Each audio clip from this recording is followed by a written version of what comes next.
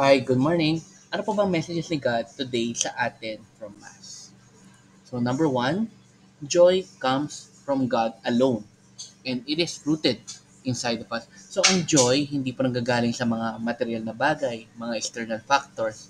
Talagang nanggagaling siya sa loob-looban po natin and from God. Next, number two, nothing else matters when we experience God's grace. So, tama po yan. Talagang nothing else matters talaga kapag ma-experience natin ang biyaya ng Diyos. Number three, everything is worth it after following God's word and commandments even if the world goes against it. So, napakatama po niyan. Sa mundo po ngayon, talagang mostly ang gusto na lang mga tao or hindi naman lahat ng tao, ang mostly ang mga tao ang gusto na lang po is mga material na bagay, pera, power, fame, and everything. Parang hindi na po nila naiisip na may Diyos at may mga turo ang Diyos at mga commandments.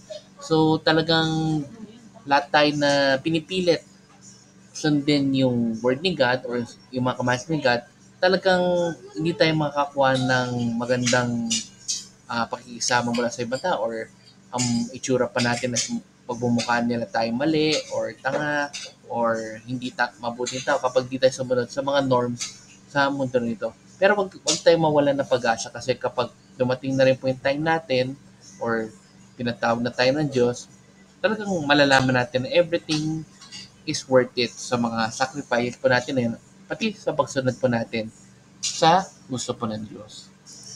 And lastly, everything in this world is temporary. Ayan. Including pain and disappointment. So, I'm sure lahat naman tayo dumadaan sa mga pains and disappointments and frustration sa buhay pa natin. Lagi lang natin tandaan na temporary lang naman na yon. And kapag na-achieve na natin yung eternal life with God, wala na pong pain, disappointments, or suffering, or kung ano man yung mga nagbibigay po ng kalungkutan sa atin sa mundong ito. And let's end again with a simple prayer in the name of Father and of Son and of Spirit. Amen.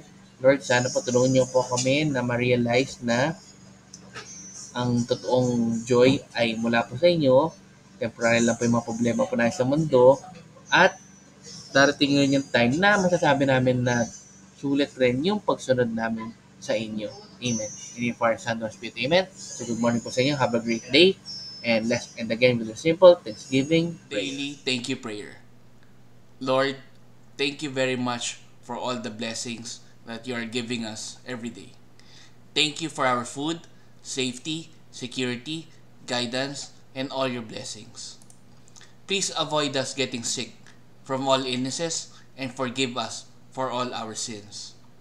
Lord, I pray that all our hopes and dreams will come true in your own time. Again, Lord, thank you for all the blessings that you have given us. Amen.